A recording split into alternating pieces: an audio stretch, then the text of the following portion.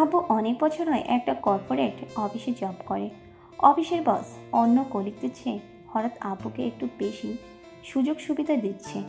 আব্বু প্রথমে বুঝতে পারল না, ভাবতো কাজ ভালো লাগে তাই বস তাকে পছন্দ করে। তবে ধীরে ধীরে বুঝতে পেরেছে আসল কারণ। অফিসের একটা পার্টিতে আমাকে একবার নিয়ে গিয়েছিল, তারপর থেকেই এই আলাদা আপ্যায়ন। সেই পার্টির রাতে আমাকে পরিচয় করিয়ে দিয়েছিল বসের সঙ্গে। ভিড়ের মধ্যে কখন যে আমার কাছ থেকে আমার নাম্বারটা নিয়ে নিয়েছিল আব্বু বুঝতে পারেনি। তারপর থেকে আব্বুর অগোচরে আমাদের মধ্যে কথা হতো। মাস দুয়েক পর একদিন আমার ফোন চেক করে তো আব্বুর মাথা উল্টে গেল। আমাদের মধ্যে সম্পর্ক অনেক দূর এগিয়েছে। সেদিন কিছু বলেনি, চুপ করে রইল কয়েকদিন। আমার নাম ঋতু। আব্বু আমার সামনে বসের কথা কখনো বললি আমার মুখটায় আনন্দের ছাপ ভেসে উঠত। আব্বু মনে মনে চিন্তা করলো ঘটনা কত দূর আগায় সেটা দেখার দরকার। একদিন বসকে বাসায় দাওয়াত করলেন। আমাকে বলার পর আমি অতি উৎসাহ নিয়ে সব কাজ শুরু করে দিলাম।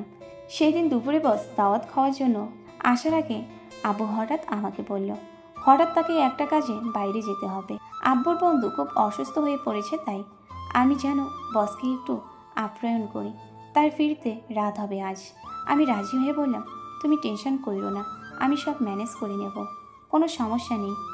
আব্বু বাসা থেকে বের হওয়ার আগে বলল, দরজাটা খোলা রাখিস, বাসায় পোষা বিড়ালটাকে সকাল থেকে দেখছি না, না হয় খিদে পেলে ঘরে আসতে না পেরে কোথায় না কোথায় চলে যায় ঠিক নেই। আসলে আব্বুই বিড়ালটাকে সরিয়ে রেখেছিল যাতে এই অজুহাতে দরজাটা খোলা রাখা যায়। এমনিতে আমাদের বাসায় কখনোই কেউ আসে না। আব্বু দুপুরে একটু পরে বাসার দিকে আসা শুরু করলো। এখনই উপযুক্ত সময়। আব্বু ভাবলো খাওয়া দাওয়া নিশ্চয়ই এতক্ষণে শেষ হয়ে গেছে, আমি কি করছি তা দেখতে। কিন্তু সেটা কি শুধুই অনলাইনে চ্যাটের মধ্যেই সীমাবদ্ধ, নাকি তা আজকে প্রমাণ হয়ে যাবে? ভিতরে ভিতরে আব্বুর খুব খারাপ লাগছিল। কি দেয়নি আব্বু আমাকে? যখন যা চেয়েছি সব ইচ্ছে পূরণ করেছে। বাসার মেন গেট দিয়ে ঢুকে দেখলো দরজাটা খোলাই আছে। দরজার সামনে পালিশ করা দামি একজোড়া জুতো। বস খুব শৌখিন, হয়তো এই শৌখিনতার কারণেই আমাকে সে আকৃষ্ট করতে পেরেছে ভাবলো আব্বু। আস্তে আস্তে দরজাটা খুলে ভিতরে প্রবেশ করলেন। দেখেন বেডরুমের পর্দা দেওয়া, ভেতর থেকে মৃদু শব্দ ভেসে আসে। বুকটা ধুপধুপ করতে লাগলো আব্বুর। সাহস করে পর্দা সরিয়ে রুমে প্রবেশ করতেই আব্বু পুরো শিহরিত হয়ে উঠল। আব্বু একে দেখলো, বসের উপর আমি পুরো। প্রথম কয়েক সেকেন্ডের পর হঠাৎ আব্বুর দিকে চোখ পড়ল আমার। কিন্তু যে পরম সুখ আর শান্তিতে ছিলাম হঠাৎ করে তা থামিয়ে দেওয়ার উপায় নেই। তবে চেহারায় ভয়ের ছাপ ফুটে উঠল আমার। কি রেখে কি করবো বুঝে উঠতে পারলাম না। বস আব্বুকে দেখে তড়িঘড়ি করে খাটের আরেক পাশে সরে পড়ল। আব্বুর হঠাৎ কেন যেন দৃশ্যটা দেখে ভালো লাগা শুরু করলো। রাগের বিপরীতে আব্বুর অশান্ত মনটা শক্ত হয়ে উঠল।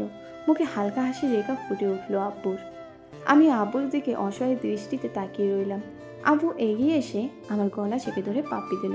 আমি অবাক, আমার আব্বু আমার সাথে এমন করছে। আব্বুকে সরানোর সাহস হলো না, শুধু বললাম, আব্বু আমি তোমার মেয়ে। আব্বু বলল, চুপ, এখন থেকে তুই আমার বন্ধু।